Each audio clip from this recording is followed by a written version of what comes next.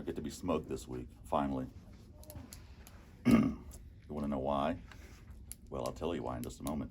But first, let me welcome y'all into the DJ Preps Football Preview Show. Brad Locke here with Dylan Barnes, and I don't even know what week it is.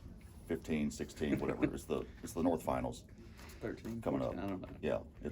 Yeah, we're almost to the finish line, and so we're going to discuss the games coming up. We've got 5 games involving area teams. We're going to focus in on 3 of them, but we're going to make predictions on all 5. So we'll have some bonus predictions.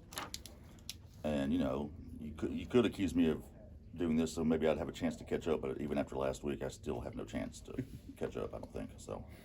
Anyway, let's thank our sponsor, of course, Pizza Doctor. You can find them at Midtown Point in Tupelo. We got all kinds of options for you there, and I've got this meat lovers right here. It's maybe my favorite, but we got a cheese over there. Then of course they have other kinds: Alfredo chicken, barbecue chicken, the Mexican. So many good options. So check them out. Pizza Doctor at Midtown Point in Tupelo. Okay, now let's get to the reason I'm smoked. Last week's predictions. I went 3-0. Dylan did not. He finally lost. Broke his winning streak. Went 2-1. Right. Shout out to Itawamba for proving me wrong. So Exactly. I lost track how many weeks he'd gone undefeated. it was like 6 or 7. Or 8, like that. 9. I don't know. There's a lot. So yeah, I'm still way behind. I'm 19-14 on the year. Dylan is 26-7. So yeah, I guess mathematically I could catch you if we picked all the games different this week and I went undefeated, and then if we have enough teams in the championships next week and did the same thing. But it's a long shot. Yeah. Okay. And I don't think we're going to pick all the games different. Probably not. And, if some of these shape out the way we're probably going to predict them, then all of our area teams probably might not be playing for state title, but who knows? Right, you never know. But it's fun to pick. So let's look at the 3 big games to watch this Friday in the North Finals. Again, we've got 5 games involving 6 area teams total. Game number 1, Itawamba AHS at Louisville. The Indians are coming off that big win against Corinth last week. Are now 8-3. Louisville 11-1. They won the state title. I think it was 2 years ago. Keys to the game. Key number 1 for Itawamba: you got to minimize Ty Cooper's impact. He's that 6'4", 240-pound defensive end named Mr. Football in 4A this year that has been terrorizing opposing backfields. He's got 106 tackles, 36 tackles for loss, and 12 sacks. That's an insane number. He's a beast. Like 12 sacks is an insane number, but 36 tackles for loss. Yeah, there's several kids that don't get 36 tackles in a year, right? Like the whole year, and he's got 36 for loss. And for loss. So that's just that's insane. Yeah, he's Itawamba's offensive line going to have its work cut out because they got another pretty good defensive end on the other side. He's got about 102 tackles. Right. And now I forgot his name. Island. Island, that's his last name. Yeah. Goes by Snake. Yeah. Snake. Snake Island. Snake Island. Hey, that's a Nice. good name. That's kind of intimidating a little bit. But. Yeah. So that'll be a big challenge for the Indians. Key number 2 for Louisville, as we say pretty much every week when somebody plays Itawamba, take care of the ball. Corinth did not do that last week. They had 3 turnovers all in the first half, and Itawamba got a touchdown and a field goal off of those and ended up winning 23-18. So obviously very crucial turnovers. And on the season, Itawamba has forced 46 turnovers, which is speaking of insane numbers. Yeah. 46, that's 4+ per game. I don't even know what to say to that. So yeah, Louisville just got to be careful throwing the ball and wrap it up when you're running with it. And okay, key number 3. I don't know where I pulled this from. Very important key. Last week, one of the keys with Itawamba Corinth was which coach had the better dance moves. And then after Itawamba won, Clint Hoots on the field busted out some dance moves. I took video. It's at D-Journal. Yeah. No, it's on Twitter. Where did I put it? I think you put I put it on my Twitter account. That's where I put it. So, yeah. Looks good. So now, which coach would be a better slam poet? Clint Hoots or Tyrone Shorter? Yeah, I don't know either. I don't know much about Shorter. Yeah, I've never talked to him. But with Clint's personality, I could see him getting up there and, doing that.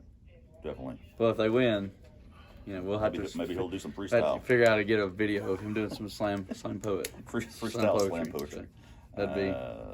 I'm stupid. He probably would do it if Itawamba beats Louisville and plays in the state never championship know. game. I think he would do anything if you told him they so. win Friday night. So I think so. Okay, prediction time. I will go first, Dylan. This is a tough one because I really like this Itawamba team. I really like its defense. But boy, Louisville. And they're not bad on offense either, by the way. But with those defensive ends, that defense in general, at home, it's tough for me to pick against the Wildcats. So I will go with Louisville in this one. I will say 28-26.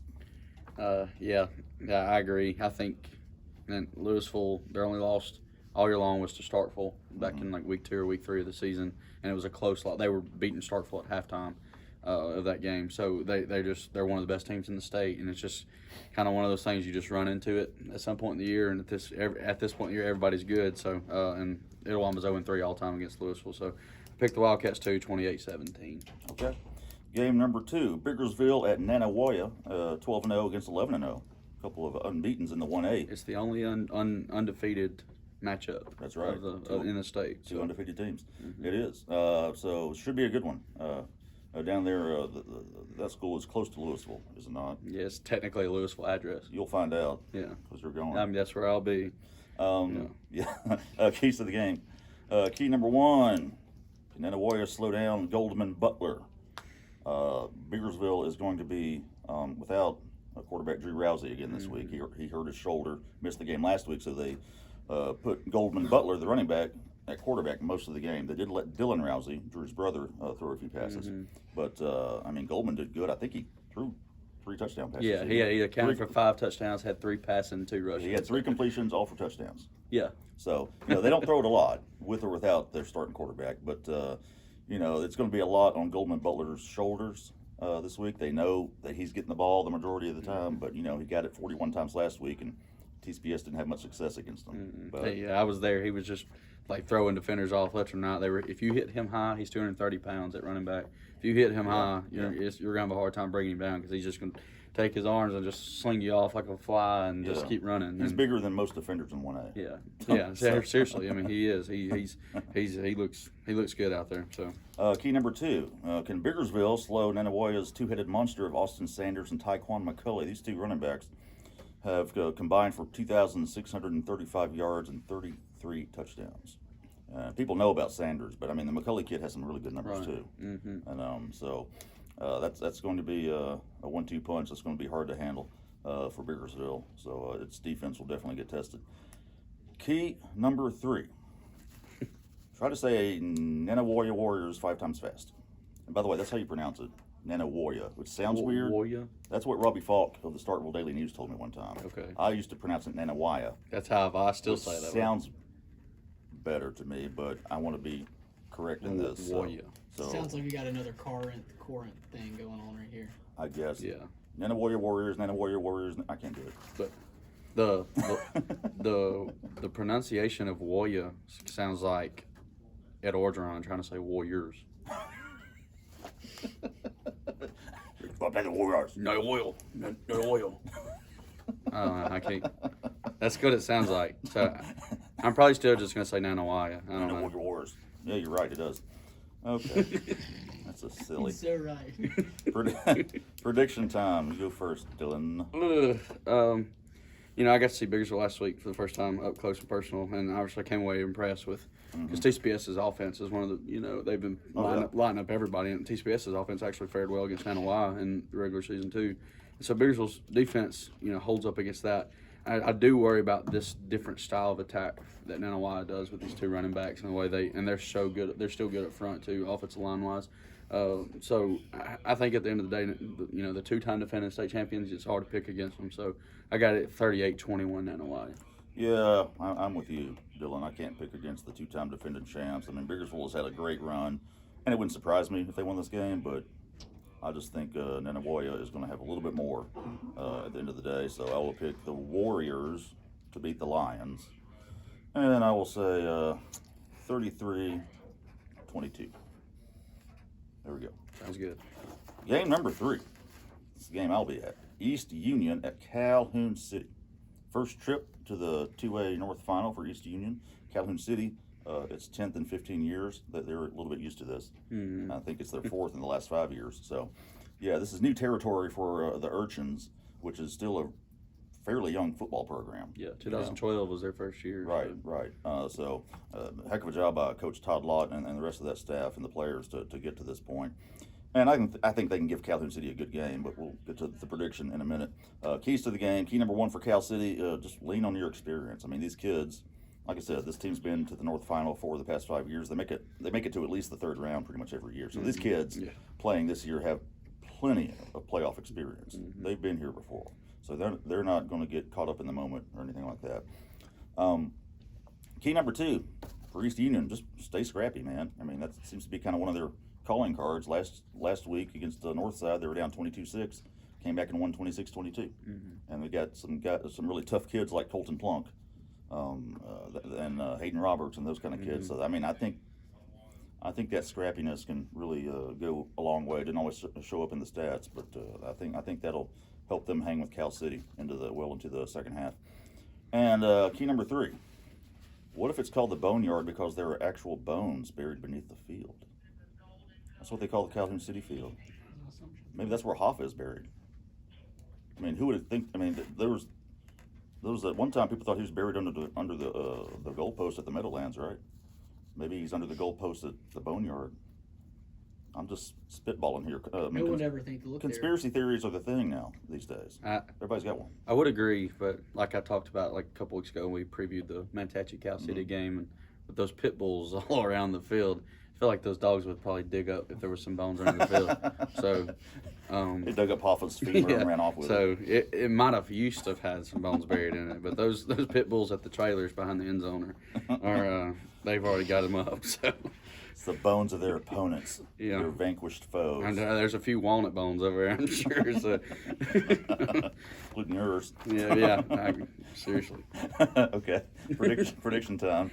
Show's gone off the rails. Calhoun City, man, like I said, they got the experience. They're at home. Love what East Union's been doing, but I cannot pick against Calhoun City on this one, so I'll go with the Wildcats over the Urchins. I'll say 28-20. Yeah, I agree. We're going to agree. It feels like on most of it. I don't know what you're going to do on the bonus predictions, but I just think Calhoun City, I've seen them, East Union too. Plunk, Art Berry, they're both deal, but I think Calhoun City has just a little bit more outside of Art Berry that gets them over the top. And so I got Calhoun City 35-14. So. Okay. So those are your three big games to watch. Now time for the bonus predictions. We've got two other games being played this week. We've got, first off, in 6A, Oxford at Clinton. Oxford, of course, is the defending state champ in 6A. Going to be a tough one. Clinton comes out of a tough division. Oxford, though, man, they have just been getting it done all year. Got a huge winning streak. 24, 25 games? 24, yeah. Chris Cutcliffe has already won 50 games in his fifth season. That's pretty impressive there. He's one of the best coaches in the state. I'm struggling on this one, man. Yeah, me too. You go first. Here's what I'll say. Teams that know how to win find ways to win. And when you win 24 in a row and you're the defending 6A state champions, and I know they lost a lot from that team last year and stuff, but they still have found a way to win every year. And, them and Hernando won at the Region 1, Region 2 matchup in the first round. So it's 2-2. So just as good of a division as Clinton came out of. There was as many represented in the second round from Region 1 too. So I think Oxford's tested and battled. Jack Tannehill's leg wins it for him. He kicked 4 field goals last week, so he's going to kick a game winner 24-21 Oxford over Clinton. There you go. I want to go the other direction than you just to see if I can't gain some ground, but man, you mentioned Tannehill. They've got possibly the best linebacking core in the state. Alex Sanford, Keegan Wilfon, Tristan Shorter. Yeah. I mean, those guys are just dynamite, and I think they can probably help slow down the Clinton offense. I think we'll have a low-scoring game. I'm going to take Oxford as well. I'll say 20-17, and why not? I'll say Tannehill hits a game winner at the end. There we go. We both agree. 20-17. Okay, and real quick, West Point at Ridgeland. West Point, 4-time defending state champs in 5A, taking on a very good Ridgeland team that features quarterback Isaiah McDonald. That kid is unreal. Yes. Nephew of Deuce McAllister. Say what? Nephew of Deuce McAllister. Nephew of Deuce McAllister. Did not know that. Breaking. Good job, John Luke. I don't know. Can't pick, I got the rule. I can't pick against West Point. I can't. I could see them losing this game, but I just don't think they will. So I'll go with West Point, 24-22. Ooh, yeah. It's one of those things. I want to because honestly because they're at Ridgeland, and I think that could play, but I'll go with the Titans. They're in year one of a new coach there who's done a tremendous job. They've got more than just Cy McDonald. They've got guys everywhere. Yeah. And I think West Point it's tough to pick against them, but I'll go Ridgeland 31-28. Well, all good things must come to an end. At some point, West Point is going to lose the playoffs. Yeah. Maybe this week. We don't know. Okay, time now for the Double Trouble Award. Best 1-2 punch from last week. And speaking of West Point, Keon Cunningham and Jaquarius Thomas, probably the two best players on that vaunted defense. In that 28-14 win against Grenada, Cunningham, the linebacker, had 13 tackles, and Thomas, a defensive end, had 10 tackles and 2 quarterback hits, and held Grenada to 14 points. The team that beat them in the regular season. Yeah, avenged that loss. And I think Grenada scored 28 in that first meeting. Right. Held them to 14. So, congrats to those guys, and that is all the time we got for this episode of the DJ Preps Football Preview Show, the penultimate episode of this season. What does that mean? It means next to last. All right. Yeah, we'll do one next week for the championships. Even if we only have one team in it, we'll do something. Thanks again to Pizza Doctor for sponsoring the program. Again, you can check them out at Midtown Point and Tupelo. Get all kinds of great selections there. This Meat Lovers again is chef's kiss. Good stuff. Be sure to check out our Prep Rally podcast as well. Comes to you every Wednesday. Find it in iTunes, any of your podcast apps, or online at preprally.djournal.com. Follow us on Twitter at djournalpreps. Dylan's on there at Dylan Barnes DJ. I'm on there at Brad Block. John Luke McCord behind the camera. John Pitts over there doing actual work. JL grinding. Yeah, and so I guess we'll get back to work now. See you next time.